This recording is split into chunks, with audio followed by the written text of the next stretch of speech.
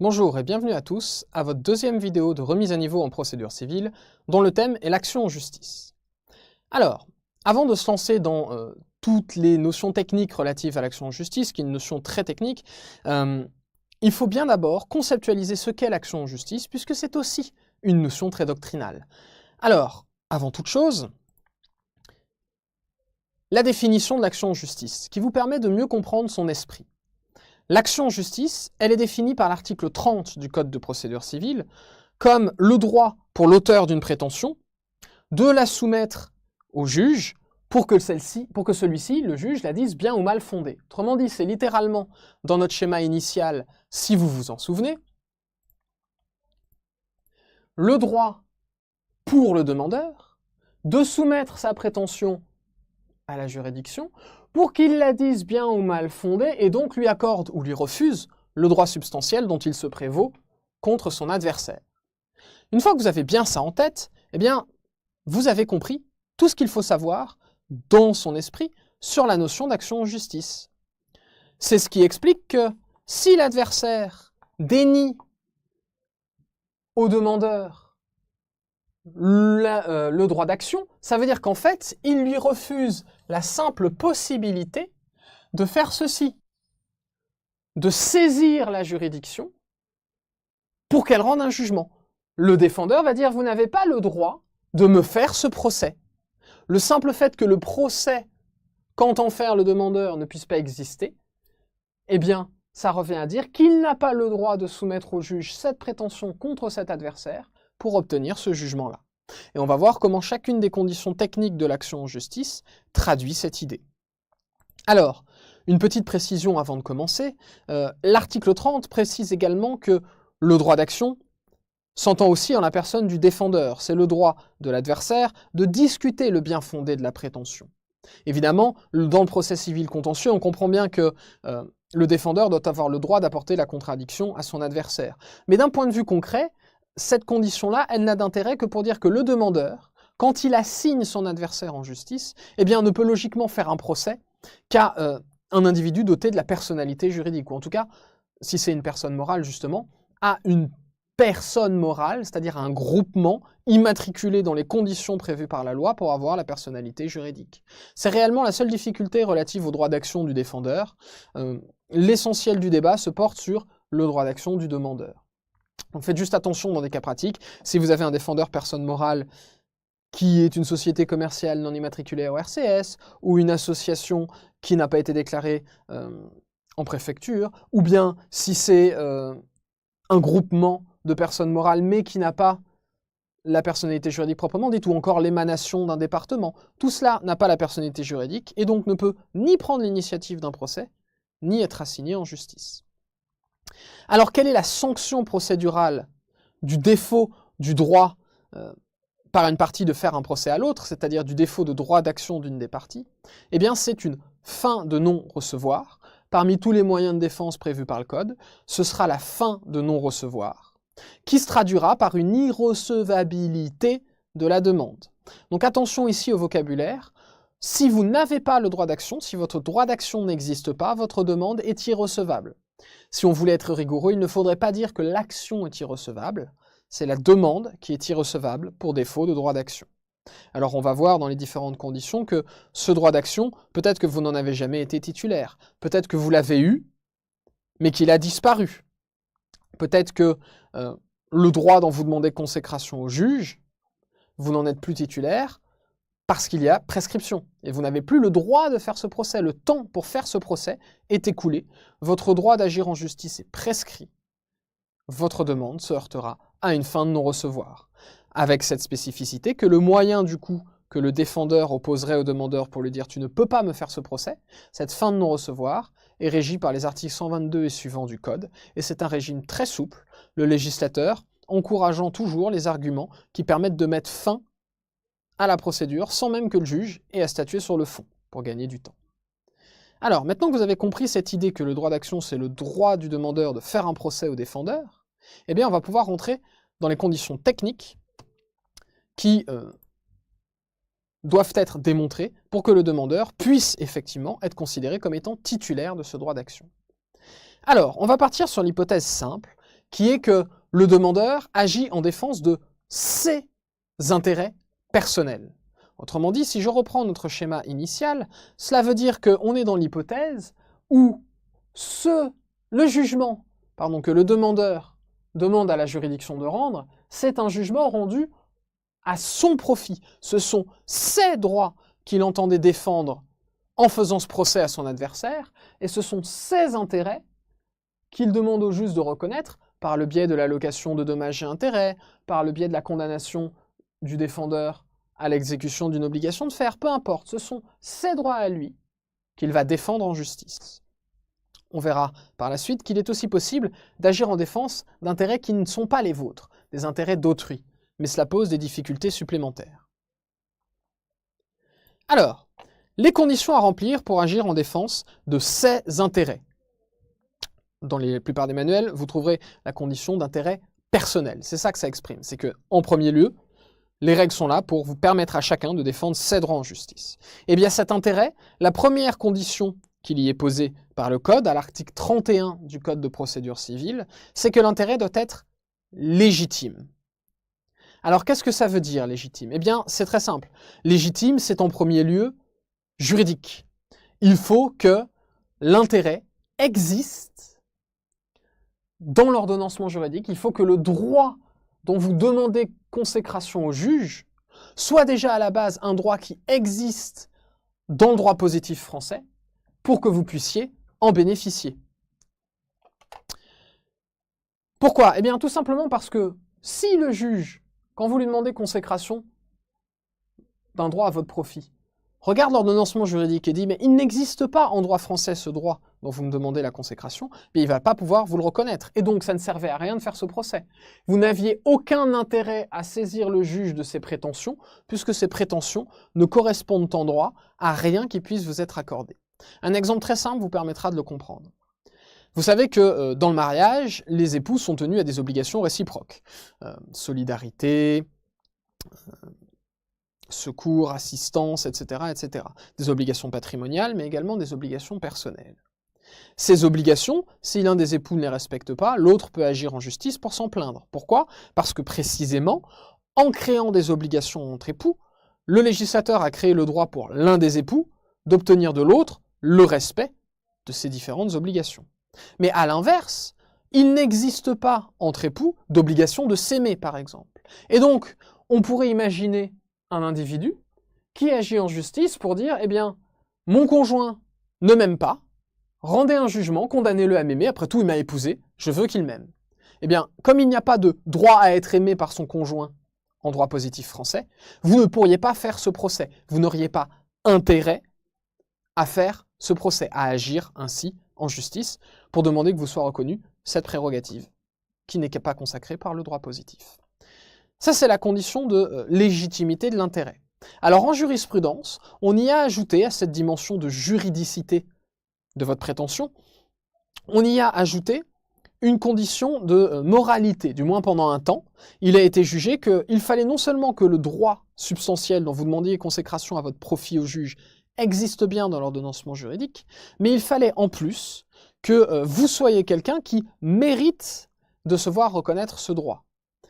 Alors, ça rejoint en réalité en pratique fortement l'exigence de juridicité, mais avec une connotation moralisatrice qui permet de comprendre pourquoi dans les manuels on présente cette condition comme étant celle du caractère moral de l'intérêt à agir.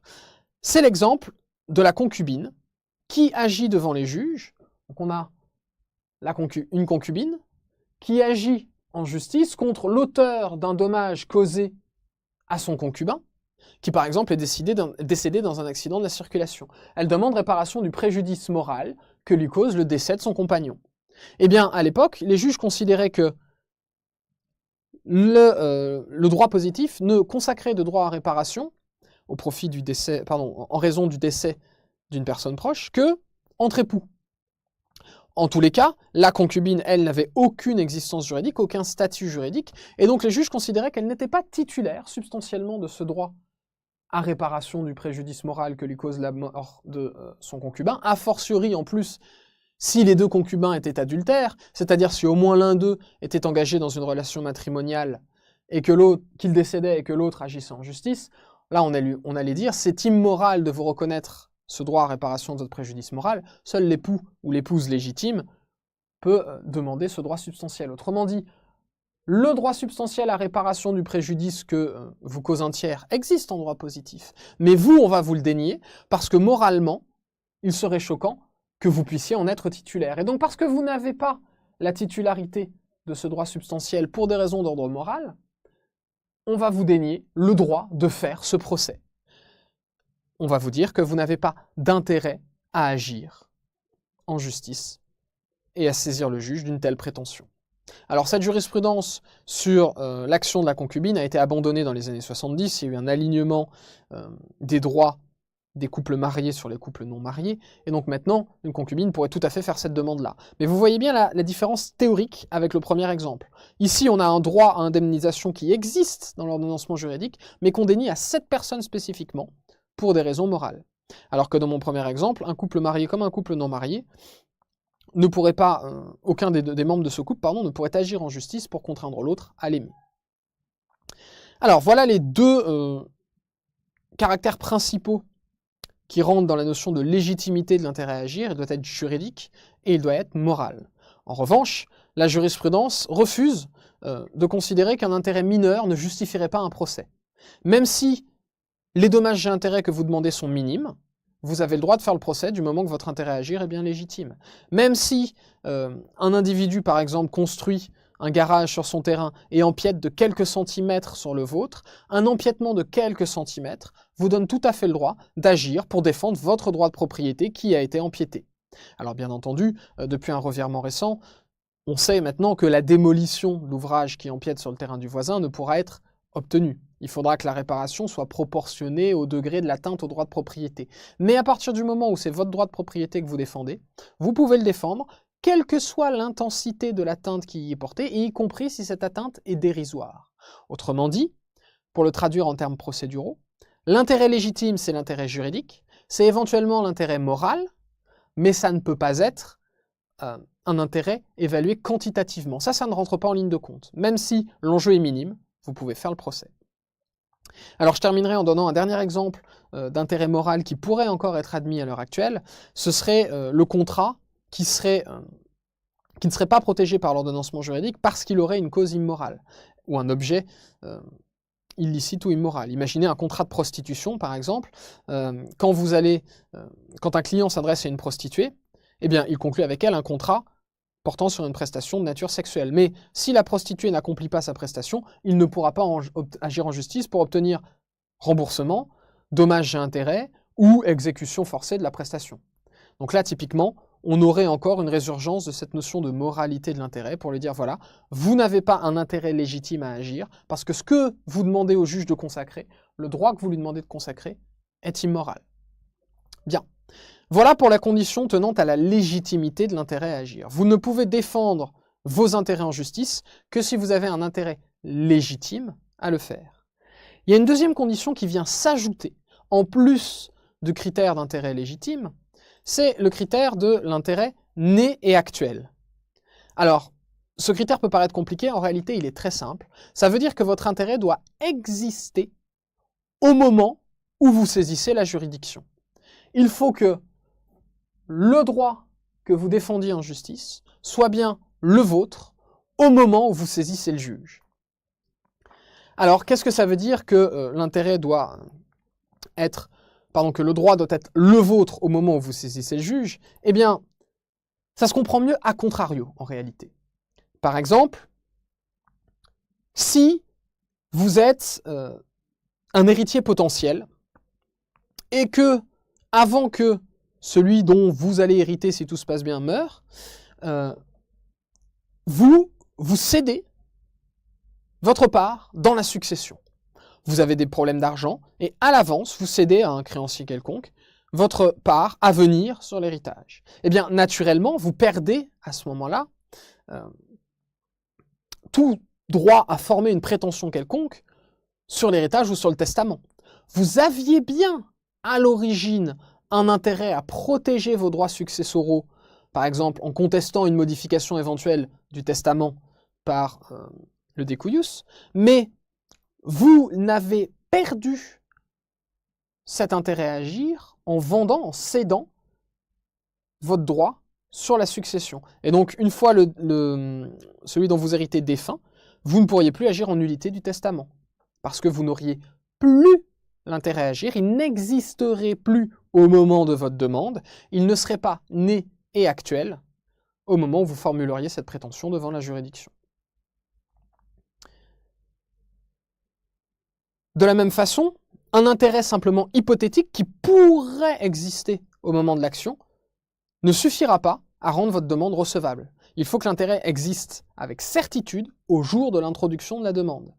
Si vous êtes le bénéficiaire d'un pacte de préférence, alors je vous rappelle, un pacte de préférence, c'est un contrat conclu entre un propriétaire et un acheteur potentiel.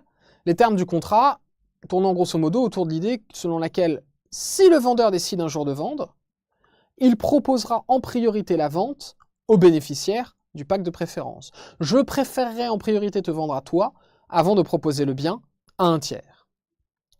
Mais précisément, le droit du bénéficiaire du pacte de préférence, ce n'est que le droit, peut-être si un jour il y a vente, à se retrouver privilégié par rapport à d'autres acquéreurs intéressés.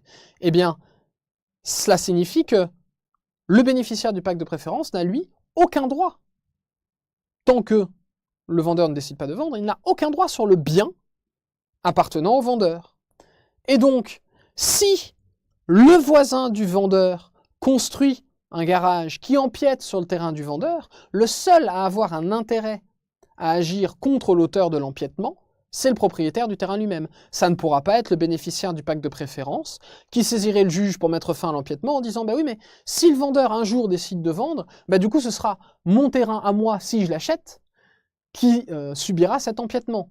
Bah oui, mais donc vous voyez bien qu'ici c'est très hypothétique, il y a beaucoup de « si » dans la phrase. Si un jour tel événement se passe et que vous de votre côté vous décidez d'acheter, peut-être qu'effectivement vous serez lésé par l'empiètement. Là ici, on va opposer une fin de non-recevoir à la demande faite par le bénéficiaire du pacte en lui disant « mais votre droit substantiel dont vous demandez consécration au juge n'est qu'hypothétique. Vous n'avez pas un intérêt, au jour de l'introduction de la demande, à faire ce procès. Votre demande sera donc jugée irrecevable. » Donc, les conditions de principe pour pouvoir faire un procès devant la juridiction civile, c'est être titulaire d'un intérêt à agir en défense de ses droits personnels. Cet intérêt doit être légitime, il doit être né et actuel. Et en principe, cela suffit. Mais il est certains cas dans lesquels le législateur a dit, malgré le fait que vous ayez un intérêt légitime, né et actuel, et que ce soit bien vos intérêts que vous défendiez en justice, je ne vais pas vous permettre de faire ce procès. Parce que je veux réserver le droit de faire ce procès à une certaine catégorie de personnes très particulière. Alors, c'est une hypothèse assez marginale. En pratique, on la rencontre souvent en droit de la famille. Par exemple, imaginez une action en divorce. Donc vous demandez au juge la dissolution du lien matrimonial. Cette demande, on pourrait concevoir qu'il y a plusieurs personnes qui ont intérêt à la porter devant les juridictions. Par exemple, les enfants voient leurs parents se déchirer, eux, ça nuit à leurs conditions de vie, les grands-parents s'en rendent compte, eux-mêmes, ils souffrent de voir leurs petits-enfants subir les conséquences des tensions entre les époux, et donc ils disent, bon ben, est-ce que vous ne voudriez pas nous confier la garde des enfants, le temps qu'une juridiction ait statué sur le divorce et attribuer le droit de garde à l'un des parents, ou aux deux, peu importe, mais qu'il y ait une répartition du droit de garde qui ait mis fin à la vie commune, et que du coup les enfants ne subissent plus ce préjudice quotidien. On pourrait tout à fait concevoir que les grands-parents auraient intérêt à agir. Ce serait un droit légitime, ils ont tout à fait le droit de défendre les intérêts de leurs enfants, ce serait un intérêt de leurs petits-enfants, pardon, ce serait un intérêt né et actuel, il existe bien au jour de l'introduction de la demande, mais pour autant, le législateur a estimé que une demande de divorce ne peut être formée que par un époux contre l'autre époux. En d'autres termes, seuls les époux ont qualité à agir en divorce. Et on voit ici l'introduction d'une nouvelle notion juridique relative au droit d'action, qui est que pour agir en divorce, il ne suffira pas d'avoir intérêt à formuler une telle demande devant le juge, il faudra en plus avoir la qualité prévue par la loi pour demander le divorce. Ici, on a donc la qualité qui vient s'ajouter à la condition d'intérêt. Alors le plus souvent, évidemment, si vous avez cette qualité-là, vous aurez l'intérêt à agir en divorce en plus.